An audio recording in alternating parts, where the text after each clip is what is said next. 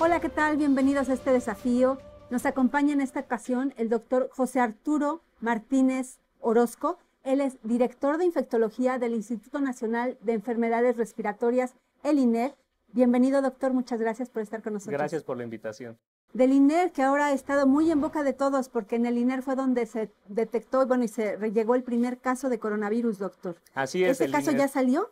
¿Adelante? Este caso, fuimos los primeros en diagnosticar, tener el paciente cero, el paciente índice, y lo tuvimos hospitalizados algunos días. Se le hizo una evaluación clínica, se le hizo la prueba diagnóstica al momento de llegar al INER, y en un periodo de 5 o 6 horas nosotros ya teníamos el diagnóstico de COVID-19.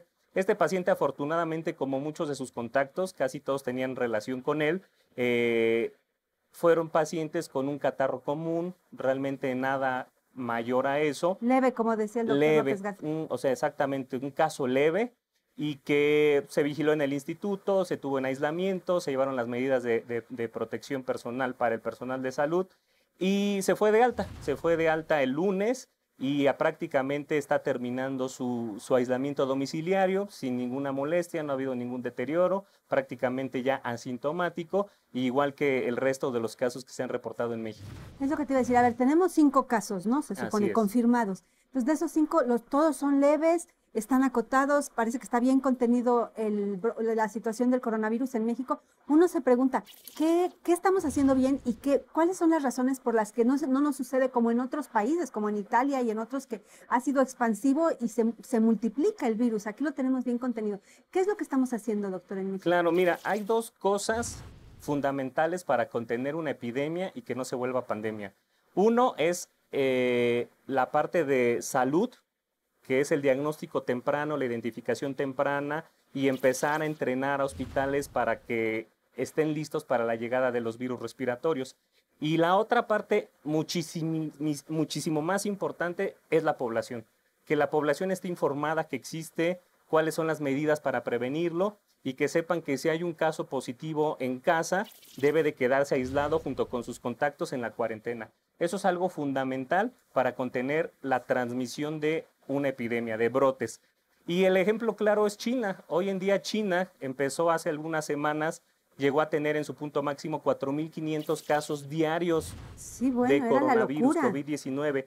Y al día de hoy nos están demostrando que estas medidas y que el apoyo de la población en cuanto a la contención de los casos sospechosos confirmados y de sus contactos ayuda a que se evite la transmisión. Al día de hoy están oscilando entre 100 y 150 casos diarios, con el potencial de que sigan bajando. O sea que ya en China se está conteniendo. En China se está conteniendo. Entonces eso nos tranquiliza mucho a los especialistas en virus respiratorios y enfermedades respiratorias, porque sabemos que este virus sí tiene la potencial de hacer una pandemia, pero se puede controlar igual que influenza del 2009.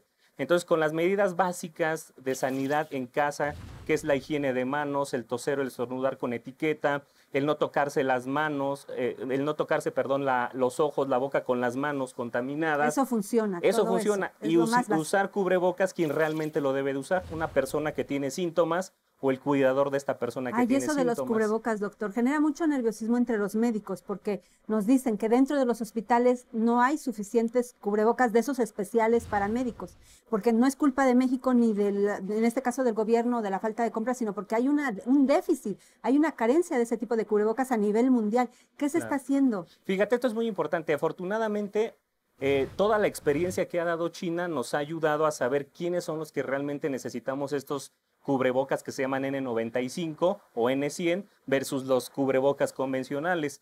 Y nos ha aportado mucho a la comunidad médica de que solamente los médicos que estamos en contacto directo con el paciente y haciéndole algún procedimiento, como la toma de muestra, a lo mejor apoyándolo para respirar con un ventilador, estos médicos somos los que necesitamos realmente el cubrebocas N95. Si tú estás viendo al paciente de lejos, una revisión sin necesidad de producir aerosoles, pues realmente con que traigas tu mascarilla quirúrgica, el lavado de manos, los guantes, pues es más que suficiente para evitar el contagio. Esto es muy importante que lo sepa también tu auditorio. Al inicio de la epidemia, por eso muchos médicos empezaron a tener miedo de los insumos, de qué cubrebocas se iban a usar, de que no se tenían disponibles, pero nos dimos cuenta que en China, la primera ciudad, que fue Wuhan, tuvo una tasa muy alta de infecciones dentro de su país. pero esto porque no se llevaron a cabo las medidas de protección, porque es un virus que no se conocía, no se sabía cómo se debían de proteger los trabajadores de la salud, y nos demostraron y le demostraron a China cuáles eran las medidas que se tenían que hacer.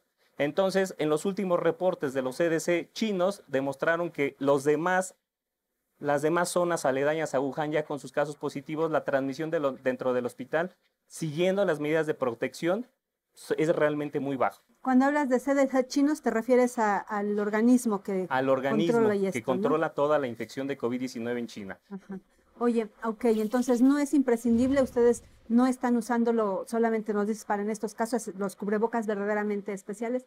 Oye, pero ¿qué tipo de bicho es este del coronavirus? Porque ya se habla de que está mutando, de que ahora hay varios tipos, mínimo 2, ya le está dando a animales, bueno, empezó en animales, nos lo transmitieron a nosotros y ahora resulta que nosotros también se lo estamos contagiando a los animales. ¿Qué es lo que está pasando con este coronavirus? Mira, el coronavirus es una gran familia de virus respiratorios. De hecho, los coronavirus llevan décadas en el mundo, ya los conocemos perfectamente. En el Instituto Nacional de Enfermedades Respiratorias tenemos mucha experiencia en tratar pacientes con coronavirus, tanto ambulatorios como hospitalizados. Y te puedo decir que el problema de este COVID-19, que el nombre del virus se llama SARS-CoV-2, y por lo que todos estamos muy al pendiente los médicos de este virus, es que tiene una similitud genética muy importante con el SARS del 2003 de China, que ese sí se pudo contener y ya no circula en el mundo. Por esta similitud genética tan importante, creemos o creíamos que podía tener el mismo potencial de mortalidad o de agresividad a nivel pulmonar que SARS. Y estamos viendo con el paso del tiempo que COVID-19 no es tan letal como pensábamos y los cuadros clínicos son más leves que severos en comparación con MERS y SARS, que son de la misma familia. Ahora, este coronavirus tiene la característica que sí, inicialmente empieza en animales. Los murciélagos, esa es como que la línea. Ahí empiezan los murciélagos portan este virus, los murciélagos no se enferman del virus, los murciélagos lo pasan a otra cadena de animales y esta otra cadena de animales es la que la pasa a los humanos. Todavía no se sabe de este SARS-CoV-2 cuál es el animal que nos lo contagió, es lo que se están haciendo todos los estudios. Lo que sí te puedo decir, una vez que la pasan a los humanos ya la pueden transmitir de humano a humano, que eso es lo importante de estar vigilando en el virus. Una vez que está en los humanos, todos los virus respiratorios pueden mutar. Entonces eso siempre puede suceder, ha sucedido con la influenza, sucedió en el 2009, sucedió en 1918, etc. Entonces, ahorita se ha descubierto que sí hay 2 cepas circulando de coronavirus en algunas partes del mundo. Sin embargo, a pesar de que son dos cepas genéticamente diferentes, al humano le están causando la misma enfermedad. Entonces no es algo que realmente nos preocupe, pero por eso se están haciendo estudios genéticos del virus constantemente. De hecho, como ya viste también en algunos noticieros, aquí en México, en el primer coronavirus que llegó a México, también se subió una secuencia genética a una gran base de datos médica para saber que es el mismo coronavirus que viene de China, de Italia y que no ha mutado. Hay que estar vigilando. Y eso se ha confirmado. El que llegó a México es el mismo de China. Es el mismo de allá y no tiene una mutación o una variación genética importante. Porque hay que estar vigilando genéticamente al virus porque podría mutar, como tú dices, y tener otro comportamiento diferente al que estamos viendo. Por el momento hay 2 tipos diferentes aparentemente circulando, pero hacen la misma enfermedad. No es nada que todavía los especialistas en virus respiratorios infectólogos nos preocupe, porque sigue teniendo el mismo comportamiento clínico. Oye, entiendo, entonces el riesgo o el peligro de que muten este tipo de virus es que después se tiene que volver a empezar de cero, no se tendría la prueba con un nuevo tipo, con una mutación, ¿verdad? Cuando mutan estos virus respiratorios, tienes que hacer una nueva prueba porque a lo mejor ya no lo puedes detectar con la misma facilidad y normalmente empiezan a hacer otros cuadros clínicos. Pero afortunadamente tenemos el ejemplo de influenza del 2009. Mutó la influenza, se hizo influenza pandémica 2009 y al día de hoy no ha tenido mutaciones mayores que nos estresen. Todos los virus respiratorios, te repito, tienen ese potencial de hacer una pandemia, principalmente la influenza. Por eso el virus que más nos preocupa a todos los médicos y que estamos vigilando y que la OMS hace algunos meses dijo el virus respiratorio con más potencial pandémico y de cambio es la influenza. Sigue siendo la influenza, a pesar de que ahorita el que nos asusta es el COVID-19, la influenza sigue siendo más letal que el COVID-19. Tiene mayor tendencia a hacer mayor daño pulmonar y afectar a personas de un mayor espectro susceptibles, embarazadas, niños de menos de 5 años, pacientes con diabetes, hipertensión, VIH, trasplante. A diferencia de COVID-19 que se ha concentrado en un grupo especial de pacientes principalmente los que están enfermos de corazón, que tienen diabetes, enfermedades pulmonares. Claro. Oye, y entonces la prueba del COVID-19 que nos dices es el único, que el que está afectando en todos los países es un solo gen.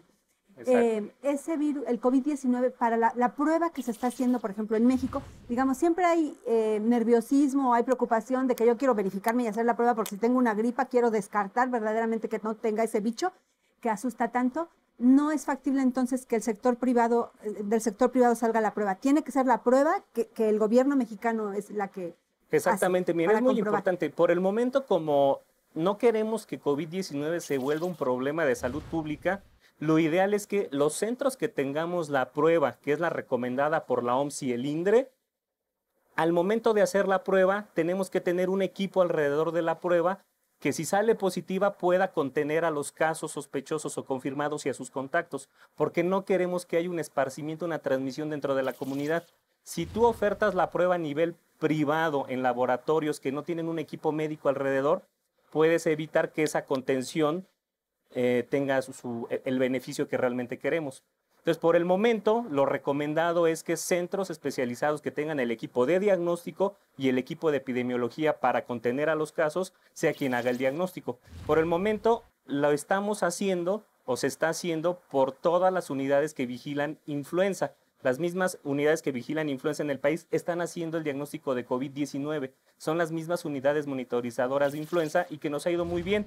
Y esto también se quiere extender ya a hospitales privados que puedan tener este equipo de epidemiología para poder ofertar la prueba. Yo creo que no vamos a tardar, ya el INDRE está trabajando con los hospitales privados grandes para poderles montar la prueba y autorizarles que también puedan tener el diagnóstico. Correcto, doctor. Entonces el mensaje realmente es tranquilizador para la ciudadanía y la población en general, porque hay señales de que sí se puede contener este COVID-19. Cada vez más se está viendo en China y en México hay posibilidades. O sea, como que nos debe asustar menos. Exactamente. Yo nada más lo que le comento a la población es que estemos tranquilos, no caer en pánico, seguir las medidas básicas de higiene en casa, que te repito es lavarnos las manos con agua, jabón o cualquier solución a base de alcohol al 70%, que sea cada 4 o 6 horas la higiene de manos. Si tienes síntomas respiratorios, toser o estornudar con etiqueta, que es con la parte interna del codo.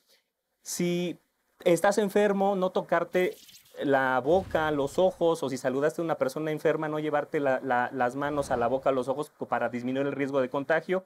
Y si vas a usar una mascarilla quirúrgica, un cubrebocas, que sea porque realmente estás enfermo y tienes síntomas respiratorios o estás cuidando a un enfermo que tiene síntomas respiratorios, para que cuando realmente lo necesiten estas personas no haya desabasto en las farmacias o donde lo quieras conseguir.